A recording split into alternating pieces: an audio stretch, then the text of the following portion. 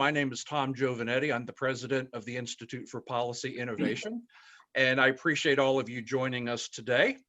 I'd like to welcome you all to our program today, which is on the mail-in ballot and voter fraud threat, with our longtime friend and expert on the topic, author of 2 books, John Fund. We appreciate you all being here with us today. We miss seeing you all in person. We miss the opportunity to do in-person events.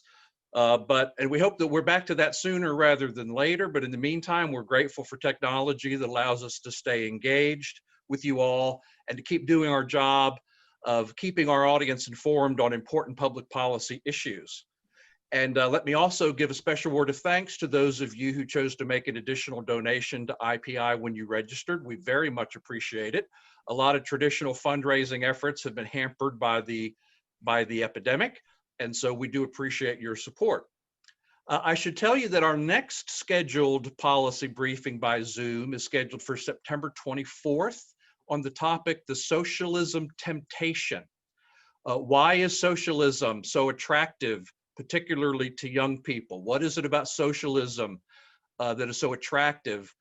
And does it work? Is there anything positive to say about socialism? Or why does socialism fail? Why does it not succeed in addressing the needs of nations who have adapted it? And our presenter for that event will be Ian Murray. He's a British citizen who grew up in pre-Thatcher England, and he has seen socialism in action, and he has seen that it doesn't work. And he's just written a new book called The Socialist Temptation. It just came out, I think, in July. So we're excited about that program. We think it's very relevant, and we hope many of you can join us for that again. That will be September 24th. Now, for those of you who are new to Zoom, let me do a little housekeeping. We have everyone's microphones muted except for the presenter and the moderator. If you want to ask a question at the end of John Fund's presentation, you can go down to the participant menu down at the bottom, and you can click on Raise Your Hand, and you will show up in a queue, and that's how we will know that you have a question that you want to ask. There is a chat feature in Zoom, but it's hard, frankly, for us to keep up with that while we're doing the program. So if you want to ask a question, go down to participants, choose Raise Your Hand, and that will let me know that you have a question that you want to ask, and we will unmute your microphone so that you can ask that question. And we'll deal with all of the questions at the end of John's presentation. These days, it seems like barely a week goes by without a story somewhere in the country of someone being convicted or arrested for vote fraud. Now, it tends to be low volume, and it tends to thus only affect low ballot races, but not always. It seems to be a more persistent problem than a lot of folks are willing to acknowledge.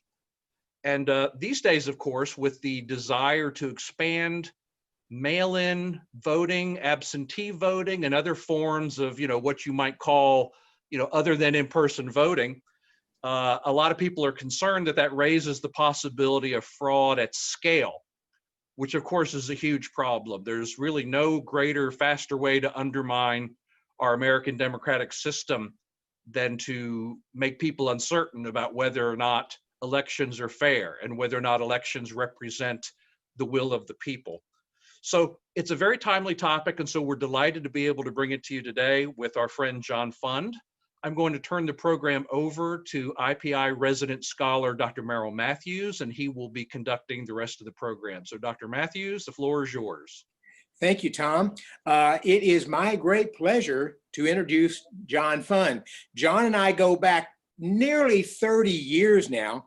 He started his career in California working for the legislature. Then he became a reporter for Roland Evans and Robert Novak. That was the Evans and Novak report that some of you who've been around for a little while will remember.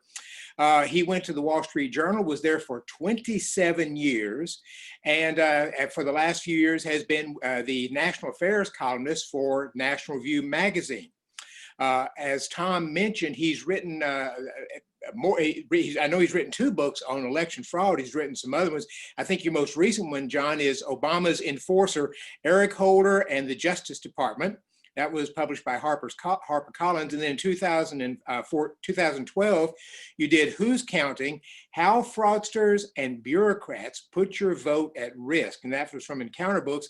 And I think you did one back on voting fraud back in 2006. So John has been working on this area for many, many years. He is one of the most knowledgeable people and connected people, both in the political world generally and especially among conservatives.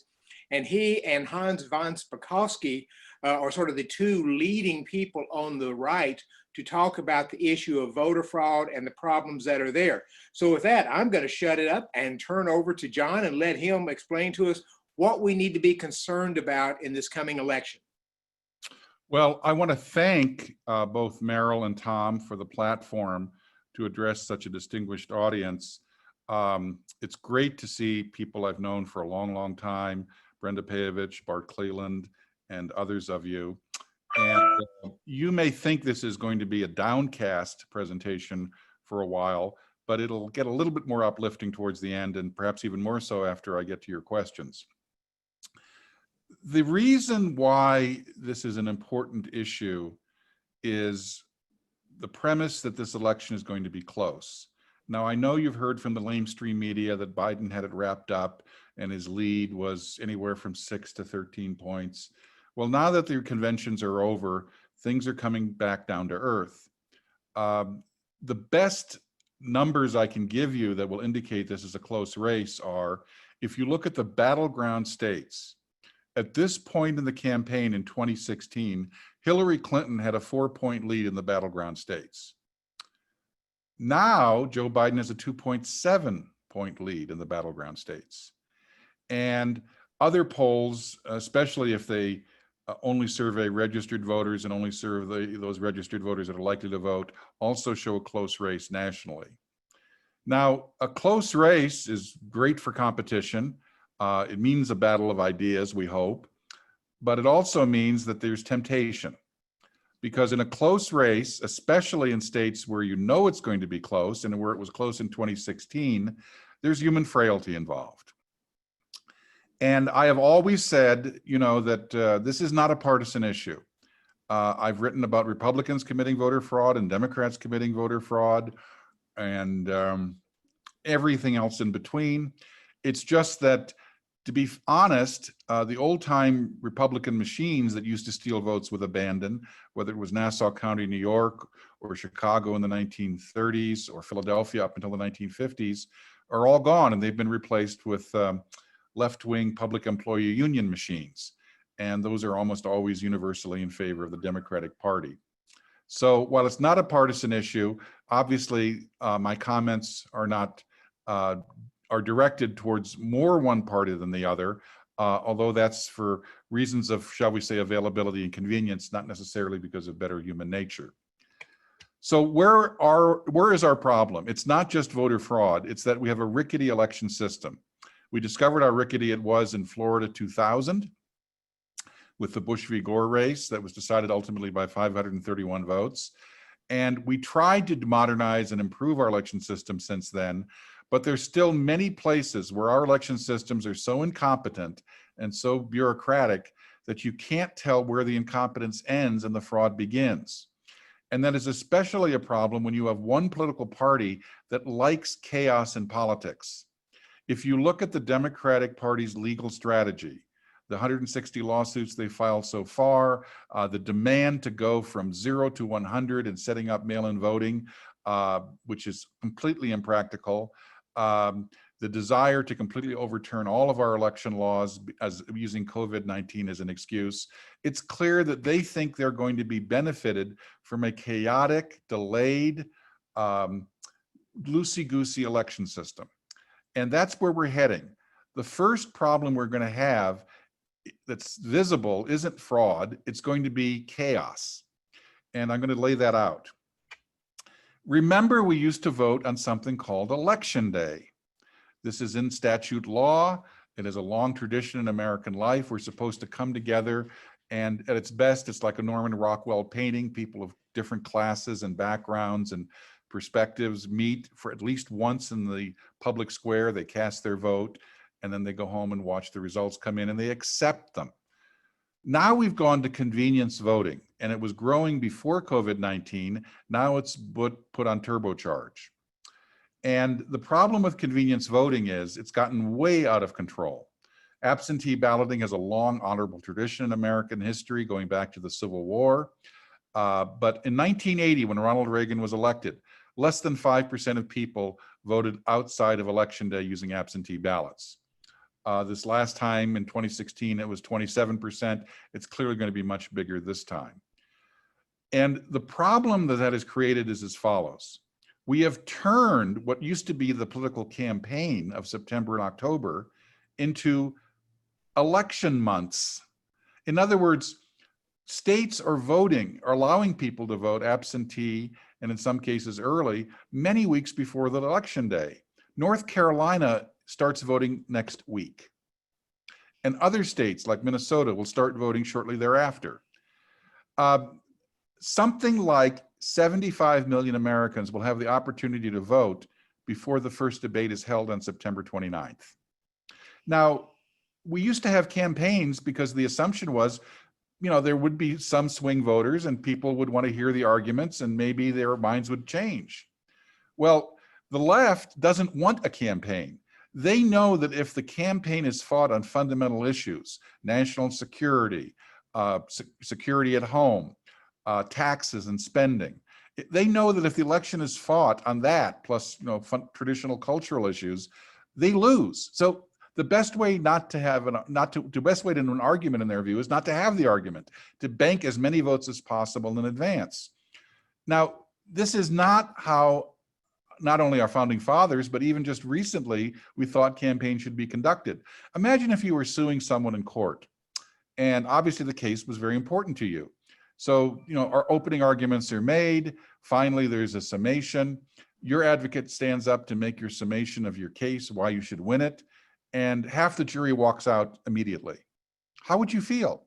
You would feel you didn't have a fair shot at changing their minds or influencing their opinion on the case. Well, that's what happens when you have millions and millions of Americans voting before the debates are even over. And of course, there are always last-minute news developments that can happen that have in the past affected people's votes. And once you vote, you can't take it back. So we have now election months in advance. What do the Democrats want to do with this election month? Well, they want to basically change all the rules. There is a difference between absentee voting and all mail-in voting. All mail-in voting is you mail to everyone on the registration rolls, even though those rolls are notoriously inaccurate and outdated. The Pew Research Center estimates there's something like 20% of voter registration names are inaccurate or mistaken or flawed. And if you're going to mail those votes to people, some of them will no longer be people, they'll be dead. Some will have moved out of state. Some will have registered at trailer courts, UPS postal service outlets, all kinds of places, street corners. And those ballots will be flowing out there and they are ripe for abuse. If you're mailing millions and millions of ballots, and I have pictures of ballots on the floors of apartment lobbies in Las Vegas, and I have pictures of ballots stacked on top of a apartment mailing address in Minnesota, you're asking for trouble. So they want to mail to everyone that's on the registration rolls. Luckily, many states have prevented this from happening, but some have passed it, namely Nevada, New Jersey, and others. They want to get rid of voter ID and witness signatures or notarization requirements for absentee ballots. They want to override state deadlines so that absentee ballots that are postmarked by election day are counted, or even returned 7 days after the election. And of course, they also want to have business reply envelopes so people don't have to pay postage. The problem is the post office doesn't postmark business reply envelopes. So let's take Pennsylvania. Pennsylvania will accept ballots. California will accept ballots 7 days after the election. But many of them will not have a postmark. So we actually wouldn't know when they were mailed. Maybe they were mailed when it was decided they were needed.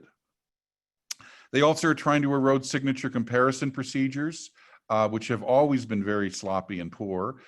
We don't hire graphologists at the election offices to do this work or at the polls. And all of this means chaos, because if you look at the latest survey as to when people plan to vote, obviously COVID-19 has had an impact.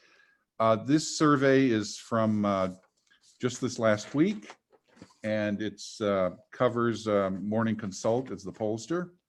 Among voters nationwide, something like 35 to 45% of people say they plan to vote outside the traditional polling place. Now, that affects a lot of things, because people say if you're voting in person, Trump is ahead. In person early voting in person in a government office is ahead. Voting in person, and that would be Trump 51, Biden 48. Vote in person on election day, Trump 57, Biden 37. That's a 20-point margin. If you're planning to vote by mail, Trump 28%, Biden 67%. So you see where this is going. The more votes that come in by mail, the more advantageous it is for the Democrats. This is a reversal of previous elections in the past where absentee voting was primarily used by more conservative voters. Well, we all know what the problem is going to be. This election is not going to be decided on election day. So we've already discussed the election months preceding the election, which have changed dramatically. Election day is also going to change dramatically. Election day used to be where you would go to bed and you'd know who the winner was, or if you stayed up late, you'd know who the winner was. That's not going to happen this time if this race is at all close. California took 5 weeks to count its primary votes. Those were primarily mail ballots. New York's primary, where they turbocharged mail-in voting in June, wasn't settled for 6.5 weeks. We did not know the result in some close races for 6.5 weeks. 25% of the mail-in ballots were rejected in New York City. 25%. Now that was a primary. Imagine if it was a general election between Biden and Trump. Every one of those rejected ballots would be argued over and litigated. Every one of them, in some fashion. The race in Pennsylvania, the race in Wisconsin, the race in Michigan, these are the states that delivered the election of Donald Trump in 2016. All of those will not be counting any mail-in votes until after Election Day. That will mean 7 to 10 days at least before they're counted. If the election is close in any of those states, we won't know the result. So I see an incredible anger, frustration, and nervousness taking over the American people after the election, because they won't be prepared for an election that is like no other. Florida 2000 gives you an idea of what it might be like, but that will be a tea party compared to this affair. And then, of course, with Election Day and the counting that comes in, you'll also have provisional votes. If you're not in the voter registration rolls when you show up at the polls, you cast a provisional ballot. That means your ballot is put in a separate pile and its legality is decided later. Each one of those ballots is a potential part of a lawsuit. Let's say you go to the wrong polling place and you insist that you still want to vote for president, but perhaps nothing else on the ballot. That will be litigated if you're handed a provisional ballot, or whether or not you should be handed a ballot.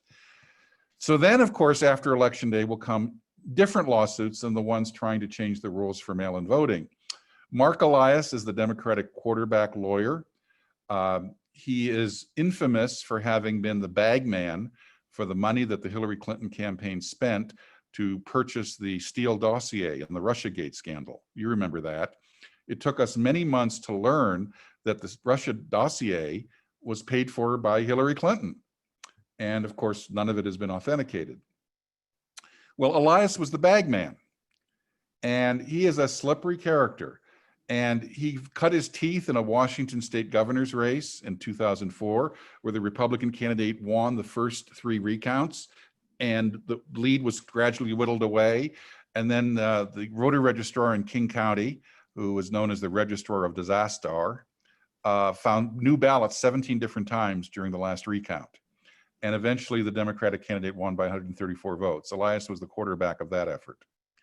Then he really reached his maximum degree of utility to the left. In 2008, the Al Franken Senate race against Republican Senator Norm Coleman.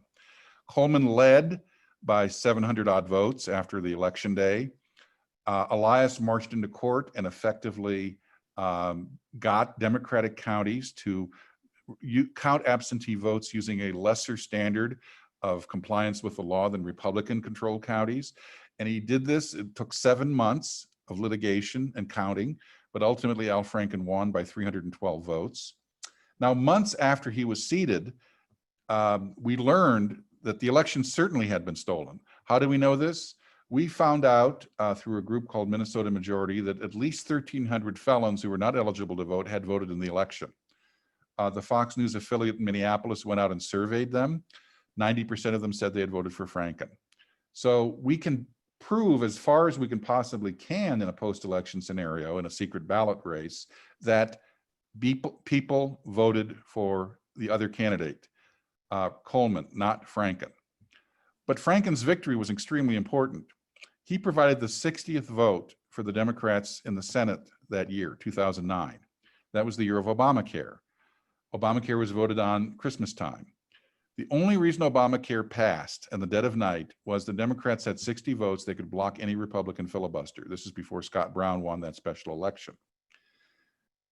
Everyone I know in the Senate says we would not have had Obamacare if they hadn't had those 60 votes. They would have been forced to compromise. They would have had to pass a dramatically scaled down bill that was much less destructive of our healthcare system. So voter fraud can have consequences. In this case, it brought us Obamacare. So now we fast forward to the kind of lawsuits Mark Elias is going to be launching. Oh, and by the way, the sad part of this mail-in voting issue is this did not used to be a partisan disagreement. In 2005, I testified before a presidential commission that was co-chaired by former President Jimmy Carter and by former Secretary of State James Baker. There were 20 members on the commission, and we had a relatively civil time. I covered the commission in depth. In the end, by a vote of 17-3, they voted in favor of a voter ID requirement for all voters. They also published a statement saying that mail-in voting was the method of voting that was most prone to corruption, intimidation, coercion, and fraud. And in fact, Jimmy Carter and I had a very interesting conversation then. He was a great opponent of absentee voting conducted outside the normal, excuse voting, where if you're sick or you're hospitalized or you're traveling out of state or out of town, then of course you should be allowed an absentee vote. He said, in my first election for Georgia State Senate, it was stolen from me. It was stolen by absentee ballots. My opponent literally created 700 absentee ballots out of nowhere. He was all ready to take office, and finally a federal judge, a Republican, by the way, stepped in and stopped the vote count. And they later went to litigation, and 4 months later, Carter was declared the winner. And Carter said, this issue of voter fraud actually means a lot to me, he told me. And he's written about this in his books. He said, if I hadn't had this federal judge intervene, you would know nothing of me. I would have been a peanut farmer, because that would have ended my political career in 1962. So Carter's not the only Democrat who has recognized this. Look at what the New York Times wrote in 2012.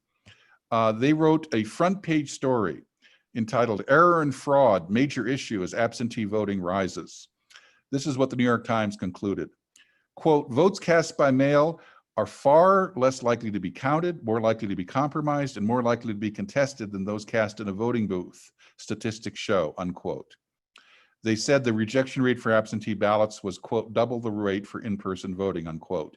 In other words, if you want to talk about disenfranchised voters, absentee voting, mail-in voting will get you those disenfranchised voters.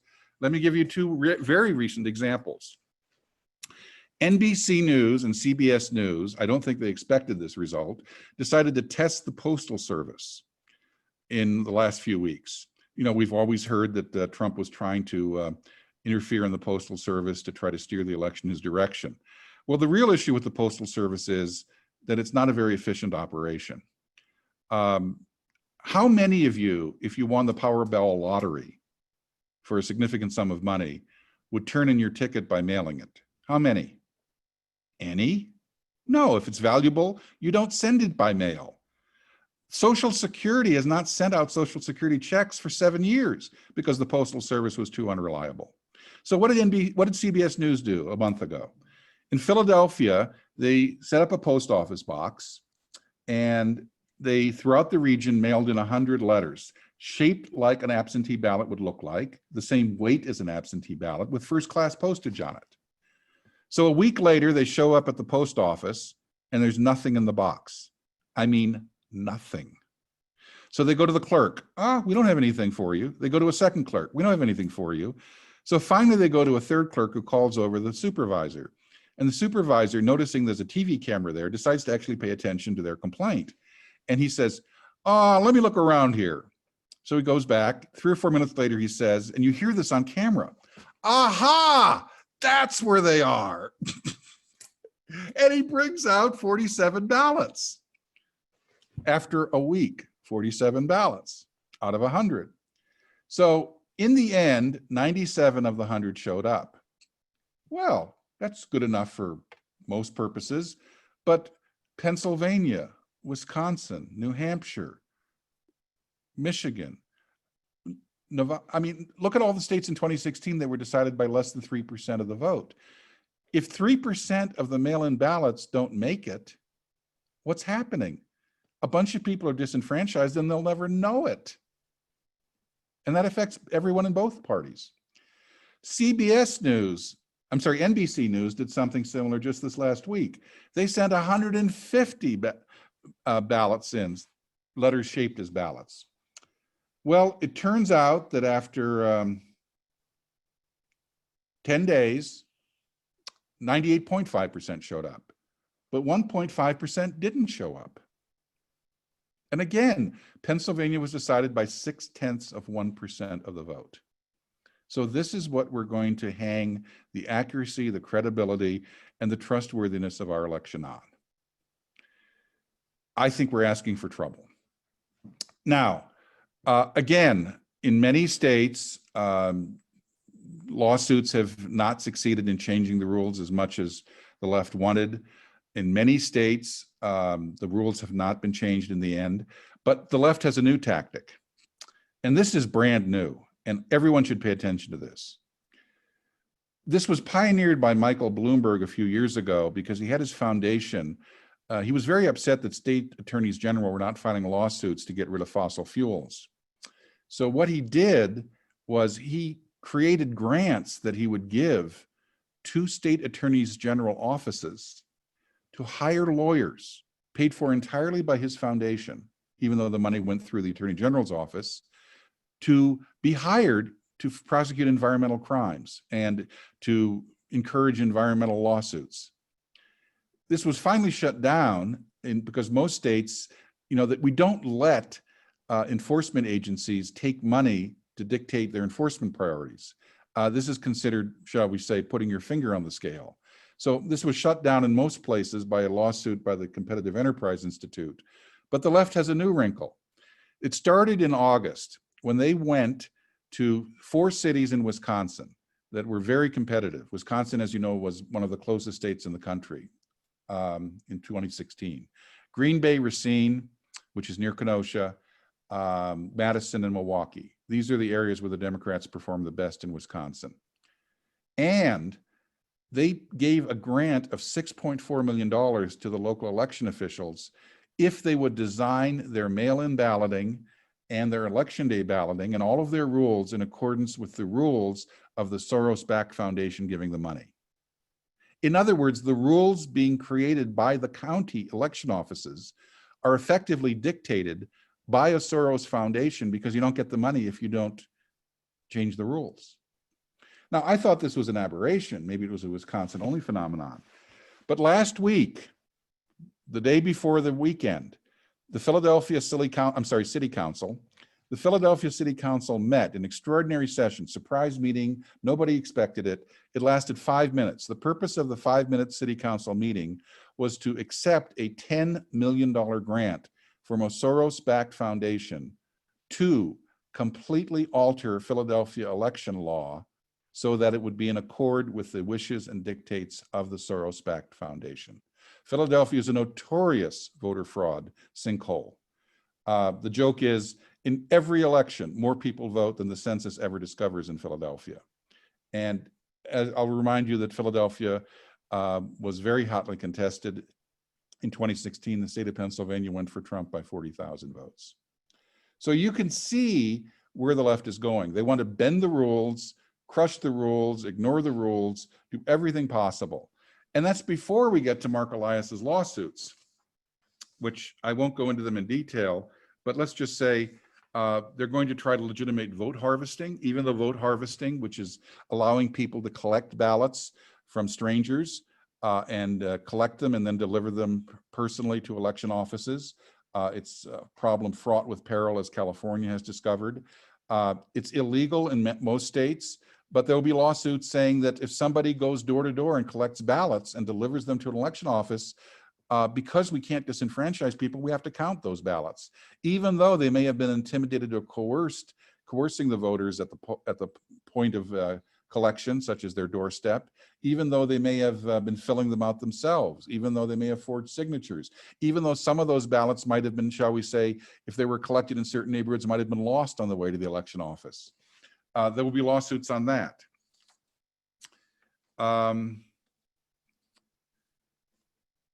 The last thing I will simply point out is that even if not all of these methods fail, the Democrats have a plan. Hillary Clinton has declared that under no circumstances should Joe Biden ever concede the election. She said she made a mistake in doing so in 2016, because as we all know, Russia stole the election for Trump, as we've all been taught. And obviously it's been proven not. But Hillary Clinton says Biden should not make my mistake. He should never concede. He should fight to the very end. Well, they know what the very end should look like if they have no other option. John Podesta, who was Bill Clinton's chief of staff in the 1990s and was Hillary Clinton's campaign manager in 2016, participated in a sort of a political simulation wargaming type game in Harvard University School of Government. This is in July. They had people playing roles of the Trump campaign manager, an election official, a Washington pundit, various people playing roles as you would have in any election drama. And they marched through various scenarios: a big Biden victory, a small Biden victory, too close to call, a small Trump victory, whatever. And here's how it worked out. The Democrats wouldn't pay attention to the recount results. Podesta, who was playing the Biden strategist role, goes to the governors of Michigan and Wisconsin, who were both Democrats, Governor Whitmer and Governor Earl, and says, well, the Republicans cheated and they disenfranchised people, so you're not going to accept the results. You should appoint electors of your choosing, ignoring the interests of what the Republican legislature might want to do. And you should send your own set of electors to the Electoral College, which meets on December 14th, and cast votes in favor of Joe Biden. Well, the Republican legislators, if the election is in dispute, will be sending their own slate of electors, and you'll have a deadlock. Who will be seated? Who will cast the votes? If there is an impasse in the Electoral College on December 14th, and if there's no subsequent resolution, we know that this goes into the House of Representatives to decide who is president. The Senate chooses the vice president. Each congressional delegation casts one vote. Each congressional delegation presumably will vote on a partisan basis. Right now, in the current Congress, Republicans have 26 state majorities. Democrats have 24. But the presidential election would be decided by the new House of Representatives, elected in November. We don't know what that would look like. I went through all the races the other day, and I concluded that the most likely result that I could see is 25 for the Democrats and 25 for the Republicans. In other words, a deadlock. So if on January 3rd or thereabouts, there is no Electoral College announcement, of the votes, and there is no resolution, what happens? Well, we have a statute that tells us what happens. The statute rules that on January 20th at noon, the term of president ends. The president must step down. And then there's an acting president declared, who is the Speaker of the House of Representatives, who presumably in this case would be Nancy Pelosi. So we could have acting President Pelosi. And I don't know about you, but I think her incentive would be to wait for all the lawsuits to be resolved. And in the meantime, she's the first female president. Do you want to be the one who gets up and says we should remove the first female president, even if she's just an acting president? Do you want to go make that argument in front of the American people? I know some Republicans would. I know some Republicans who wouldn't. So I'm not saying this is likely. I'm not saying it's even somewhat likely. But that's the kind of scenario we can have when we throw out the rule of law. You know, there's the famous, and I'll end on this note, there's the famous poem that Meryl might remember and Tom might remember, The Incredible Bread Machine. Remember that one? It's about when the rule of law is dispensed with. The judge is about to sentence an entrepreneur for petty violations of government rules.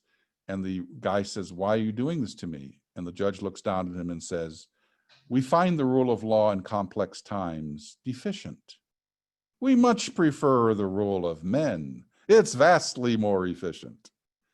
Well, in this case, our inefficient election system could lead to judges deciding how the people voted rather than the people deciding how the people voted.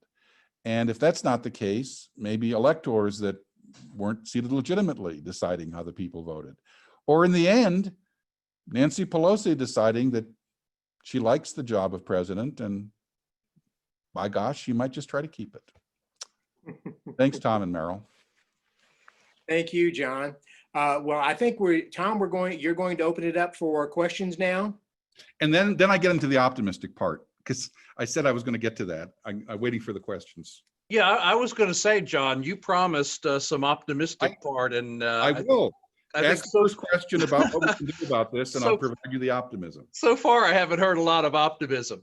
All right, so let me remind folks that if you want to ask a question, go and I would think there would be lots of questions.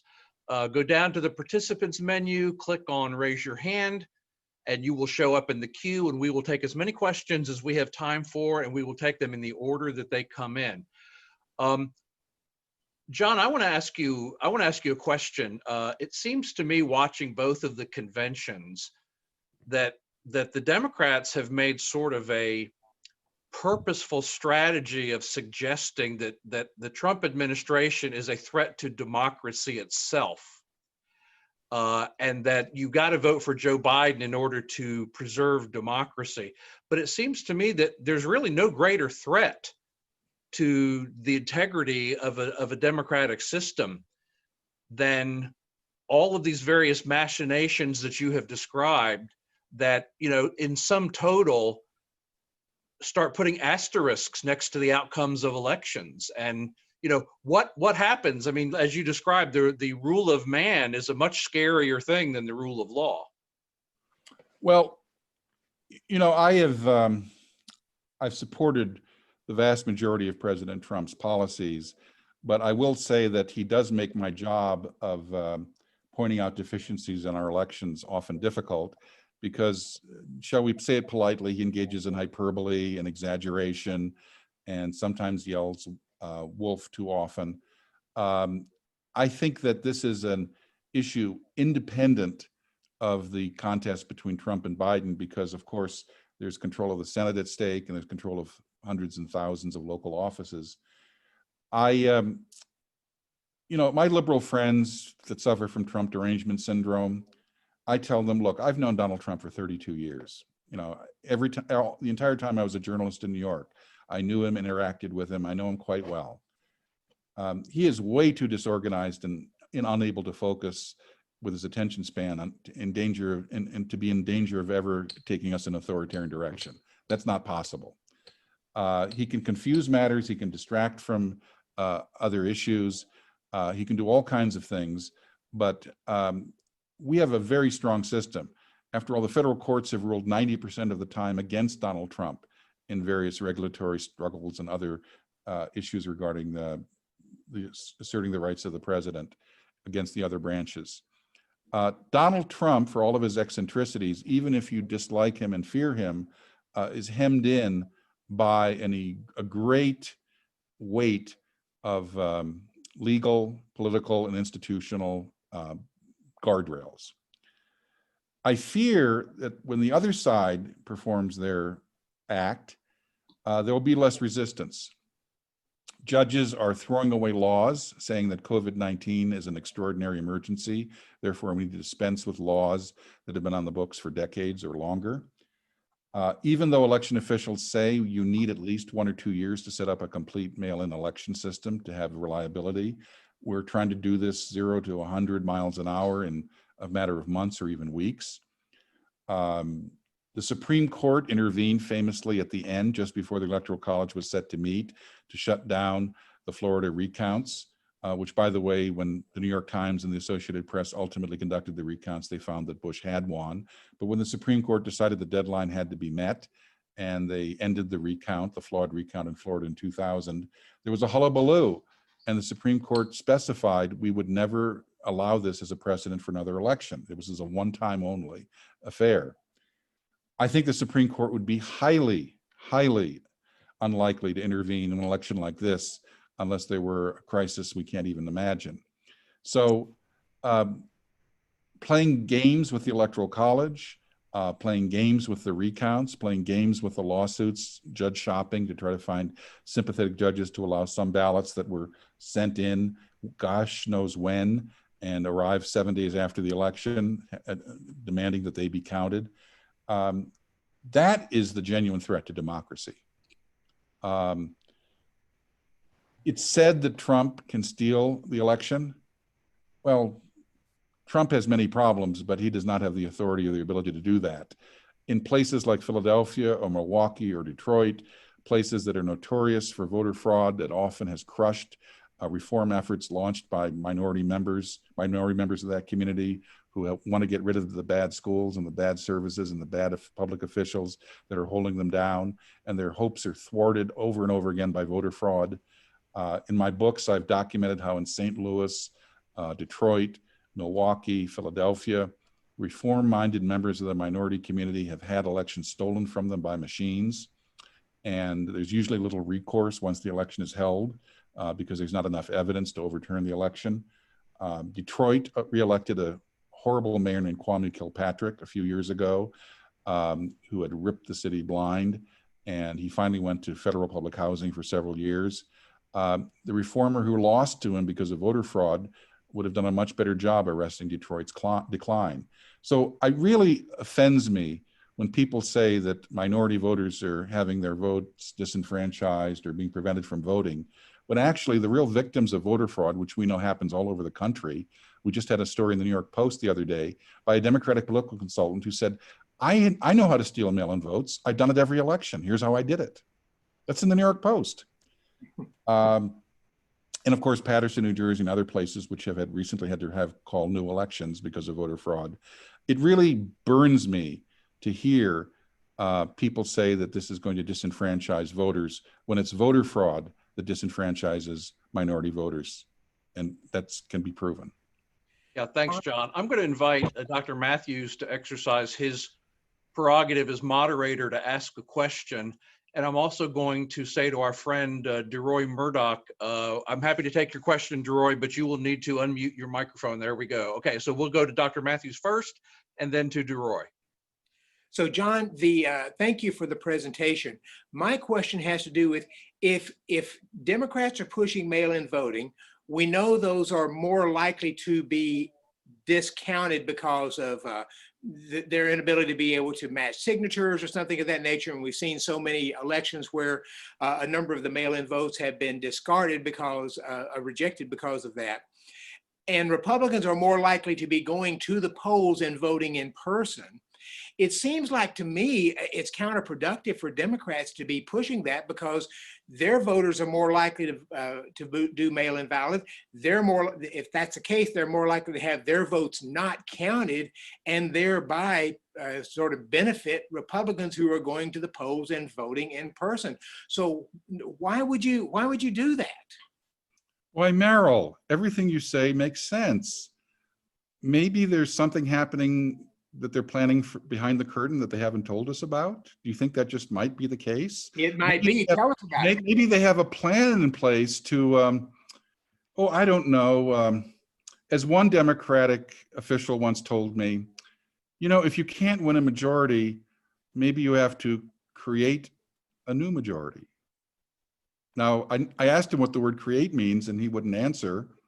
I don't know, maybe create could mean something that's new, out of nowhere, or something. Okay, well, let's go to DeRoy Murdoch. DeRoy, you're up. Good to see you, and thanks for joining us. My pleasure. Thanks for putting this together. I really appreciate the opportunity to spend some time, at least digitally, with Tom and Merrill, and also with John Fund, who's obviously one of our great experts in this area. I very much can commend the books he's written on this topic, which are very informative and fascinating and scary and excellent reads. So definitely pick those up to learn more about this problem. John, I'm wondering if you could address this as far as mail-in ballots. Let's assume we don't have vote fraud. Everyone's honest. People are angelic in their behavior as far as trying to stuff the ballot boxes or whatever. There is a problem that I see that remains, which is that the idea of the secret ballot kind of disappears if people have their ballots mailed to them. One scenario is sort of like what Hillary Clinton talked about. There may be husbands who really want their wives to vote a certain way, and they say, all right, you better vote the way I want, or you're gonna get socked in the face. I believe there have been some work sites where the unions will say, okay, let's have a big political meeting, bring your ballots, and we'll tell you how to vote. And if you're not there, then you're maybe looked down upon. Perhaps you don't get a raise, you don't get a promotion. So just apart from the fraud, as you've described it earlier, what can you describe any of these scenarios where the lack of a secret ballot causes problems? And have there been examples of this sort of thing in the past? Oh, sure. In fact, Philadelphia had some of them where people would go door to door and say, we have a new way of voting. In Spanish neighborhoods, they would say, no, la nueva forma de votar. And they would stand there and offer to save them the postage, and they would watch them fill out their ballots. They'd answer any questions they had, and they'd deliver the ballots. Well, it's one step removed from offering to stand by and watch them fill out their ballot from offering suggestions or even perhaps inducements to vote. We have examples all over this country of a vote being considered valuable enough that people will pay sometimes $40, $50 for a vote, or, in Kentucky, a fifth of bourbon. So what if somebody's vote harvesting door to door and they say, we'll deliver your ballot for you. And by the way, because we want to reward your civic mindedness, here's $40 cash. We've also had examples of people coercing and intimidating, and it can happen on both sides. Employers can intimidate employees, unions can intimidate union members, spouses, friends. Ballots can be stolen from the mailbox. In Texas, there have been many documented cases of people convicted of, in fact, in Fort Worth, Texas, the chair of the Democratic Party in Fort Worth was convicted of arranging a ring of people who would steal ballots from mailboxes because they knew when they were being mailed out, and they would fill them out and send them in. So when the voter would show up, a few voters learned that their ballot hadn't been delivered, so they would go to the polls to vote, and they were told, well, you can't vote, your ballot's already been counted. That's disenfranchising you. We have two methods of making sure civil rights are practiced in our elections. One is, continuing the great struggle of the civil rights era to make sure there's no poll taxes, coercion, blocking people at the poll house door. And that's something we have to preserve and extend. But there's also the deprivation of civil rights when your ballot is canceled out by someone who shouldn't be voting, dead, moved, otherwise ineligible. That erodes your civil right to vote just as much as someone preventing you from voting. John, when you talk about inducements, it reminds me of the old phenomenon of walking around money. Well, anything under $200 does not have to be reported. Yep. I mean, $200 per transaction. Okay, our next question is from Bert Parley. Bert, go ahead. All right, thank you, Tom, and thank you, John, for your presentation. Really rich and valuable, if not disturbing.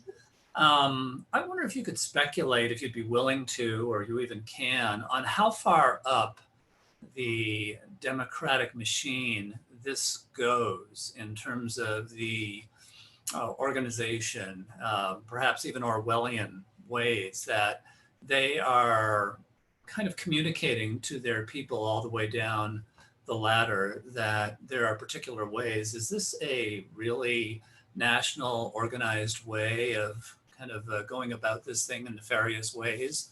Or is it just something that happens in different districts?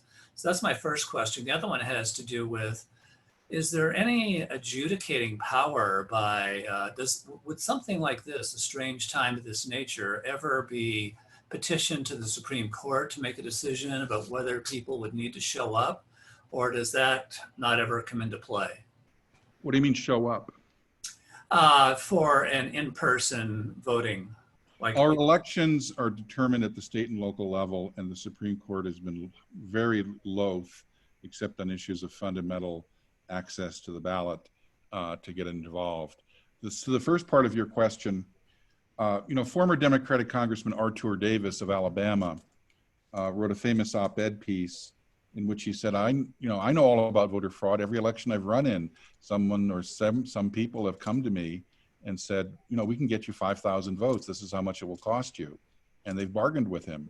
And of course, he didn't take the bargain, but he said, I know all about voter fraud, and I know where it's held, and I know who controls the votes. And it's often people who are very frightened of disturbing the political powers that be, that decide, whose sewer connection gets hooked up and whose road gets paved and other things. That those things can be delayed if you don't agree to, shall we say, lease your vote. As for how far up it goes, think of this as this is a lake with winds, and there's a sailboat, and the sailboat is labeled fraud. No one pilots the sailboat, but people decide what the prevailing winds will be, legally and institutionally and rule-based. And the left creates the conditions of chaos and I would call almost manufactured incompetence. It creates the conditions by which the boat can take off across the lake and the prevailing winds will carry it all the way to the other side. Is anyone manning the boat? No. Or if at most it's a couple of low-level people. Is anyone steering the boat? It goes with the prevailing winds in a certain direction. Does anyone know what the boat's real purpose is? As few people as possible. So I can say with almost complete certainty that the people in the Biden campaign or the Hillary Clinton campaign or even the Republican campaigns that have gotten caught in some cases, like the congressional victory in North Carolina in 2018, they make certain they don't know anything about it. Or what is the term, plausible deniability? Mm-hmm. Okay, our next question is from Patty Clapp, but let me first mention that it looks like we will have time for a couple more questions. So if you have a question, feel free. Go ahead and go down to the participants menu, click on raise your hand, and I think we will have time to get to your question. Patty, your microphone is unmuted, so go ahead. All right, thank you all for hosting this today because it's a subject that very much concerns me. I serve as a precinct chair, and I also serve as chairman of the ballot board for the Dallas County Republican Party. My question is, having watched signature verification in action in Dallas County, and having seen that, because the Democrats control it, because they control our county, that they've never seen signatures that they didn't think matched. So it really doesn't matter if I sign it and you sign it, they say it matches. How do we deal with that? And what can we do about that? Because I see those mail ballots coming through that shouldn't come through. Well, there's a recount process if the election is close enough, and that's where you need observers, official and otherwise, to monitor that situation and to challenge the counting of certain votes. It's a problem. There are machines that are available. They're expensive, but if the recount is enough, you can demand that machines be brought in to compare signatures, and they often are much more reliable than untrained part-time workers that are often hired for this task. This takes me, by the way, to the part of the optimistic message that I said I would deliver. Voter fraud is very similar to shoplifting in a retail establishment. If you do one or more of the following in a retail establishment, let's say you put up a camera even though no one was watching. You have a security guard even though he may be not particularly observant. you have a sign that says shoplifters will be prosecuted. If you do those three things, studies show that you will reduce shoplifting by 35, 40%. And the reason is, it's like the broken windows theory of crime. If no one feels that they're suffering from any risk in doing something that's antisocial, they might do it. People are tempted. But if they think there's even a little bit of risk, a lot of people will think twice or three times about doing it. So if you, in the voting sphere, have U.S. attorneys, all of whom are appointed by Donald Trump, announce that, we're going to have a task force watching for election irregularities. We're going to be prosecuting anyone we find, issuing press releases. If you have the president saying that the Justice Department is going to be dispatching teams to certain troubled spots that have had voting problems in the past. If you have this discussion in the media, which is why I'm doing this webinar, and why I'll be publishing with Hans von Spakovsky a booklet, which I urge all of you to get. It'll be distributed free by the Heritage Foundation in the near future. And I'm sure Tom and Merrill and ISI can provide you with information on that. If you do those things, we can cut this back a lot. In fact, the left understands this. Notice their response to all of the news about voter fraud. It's to say there is no voter fraud, which is a preposterous argument because there's obviously voter fraud. There's 1,296 cases of people convicted of it at the Heritage Foundation's website, and that's just in recent years. But they have to say there is no voter fraud because their whole modus operandi is to tell people no one believes there's voter fraud. We say there is no voter fraud, therefore nobody's looking for it. And it's preposterous to say there's no voter fraud and to say there are only like so many cases of it. How many cases of insider trading in the stock market are there? There's lots, but we only can catch a few because it requires a lot of evidence. It requires, frankly, bad luck or incompetence on the part of the people doing it, but we prosecute. How many people misreport their taxes? Well, lots of people do. We don't catch many of them, but we still have audits and we still know it's out there. So it's not the size of the issue, it's the deterrent that we have to talk about. And even though we're not going to stop everything that happens, we can deter a lot of people from doing the worst things in this area. Patty, thank you for your question, particularly given your position with elections in Dallas County. I'm glad you could be with us today. John, we don't have any more questions, so I'm going to ask you a question that is not directly to the topic of today's discussion, but sort of tangential to it. We are going to be putting together a program later this fall on the issue of the National Popular Vote Initiative, which I see as a direct attack on the Electoral College and sort of the fundamental bargain that was cut that allowed us to have a union in the first place. Would you talk for just a moment about your view of the National Popular Vote Initiative and how big of a problem you think that is?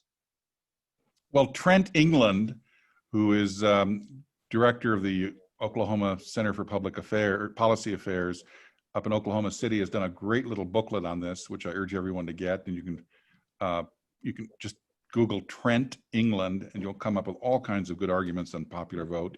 I'll just say one thing about this to keep it simple. I've attended several conferences in which there have been speakers advocating the national popular vote. And they always emphasize this is a bipartisan effort. This is not designed to tilt the playing field in any one direction. This is to correct imbalances in our system. And I say, well, if it's really bipartisan and you really want to change the playing field, because right now only states controlled by Democrats have passed national popular vote. Colorado, which is voting on it, rejected it when there was a divided government in Colorado. It took complete Democratic control to pass it, and that's now being challenged in the ballot initiative or referendum this November, which will really show how the people feel about this and not just how they're surveyed in a vague question. So I told them, if this were truly bipartisan, you'd sit down with the other side and say, okay, what can we do to convince you that the system could be made better using our approach, but also incorporate some of the things you're worried about? For example, like voter fraud. Let's have voter ID along with this. Let's have ballot integrity measures. Let's limit early voting to the 10 days before the election rather than 6 weeks. You know, let's improve confidence and trustworthiness of our election across the board. They're not interested in talking. So that gives the game away. This is, regardless of the merits of this is clearly a move by a partisan group. The founder of it was an elector from Al Gore who got very upset that Al Gore lost the Electoral College vote, even though he won the popular vote. It's driven by partisan inclinations and motivations. And, you know, if they were really serious about public policy change, they'd sit down and compromise. They have no interest in doing that. This is completely partisan. John, let me weigh in with one more quick question. John Durham, attorney, is supposed to be releasing his paper sometime soon. What do you expect that to do, and do you expect it would have an impact on the election? The first answer to your question is almost nothing, no matter what he finds, because it was all years ago. Time passes. You know, the left is very upset that climate change is always on the bottom of the issues that people vote on. They're very upset about that because, of course, it's the existential threat to our age. Conservatives can be upset that the percentage of people interested in Russiagate is zero. Zero will say it sways their vote. It's down in the weeds. Now, it doesn't mean it's not important. Whatever John Durham discovers or finds or whatever prosecutions are initiated are a very important deterrent to try to make sure this doesn't happen again, and to try to spur the laggard FBI to even further cleaning its ranks and improving its procedures so this doesn't happen again. And the same with the national intelligence agencies. We should not give the national intelligence agencies any more authority than they have, seeing how that authority has been misused, introduced in recent years. So it's extremely important, but as affecting the election, people are going to be voting on much bigger concerns that affect them in their daily lives. John, well, I just want to thank you for a typically very substantive presentation. It's what we're accustomed to hearing from you. We look forward to our next opportunity to bring you back down to Dallas again, whenever we're able to do things like that again. Well, if you don't read me on this subject, read DeRoy Murdoch, because DeRoy has also been following this issue almost as long as I have. And I learned things from DeRoy's columns. And since I'm an expert on this subject, that's saying a lot. So don't just follow me, follow DeRoy Murdoch. And that's part of why we're so delighted that that's part of why we're so delighted that DeRoy could be with us today. So let me thank you all for joining us. John, thank you again once more. And let me remind folks that we will be doing these programs periodically throughout the fall. I guess it's fall almost now that it's September 1st. And we do have a program on the socialist temptation scheduled for September 24th. So please join us for that. Tom, can I just interrupt briefly for one? Yes, of course, John. Ian Murray is a friend of mine. He has written an excellent book. I urge everyone on this call to tune in on September 24th for his presentation. And the great thing about his book that makes a difference is he has talked to a lot of socialists about the moral and emotional and equity appeals of socialism. He has taken seriously the reasons they say they want socialism. And it's not just an economic efficiency argument. And he just dismantles those arguments. I can summarize his insight that I got from the book very simply, which is that one of the reasons people are tempted by socialism is they grew up in families where socialism was part of the operating structure. And a family, extending that to a community, a state, a nation, that's the fatal conceit, as Hayek would put it. Something that can work or is a natural arrangement among a very small group of people related to each other stops there for a variety of reasons. It doesn't work when you scale it up. And Ian goes into that and many, many other very important insights.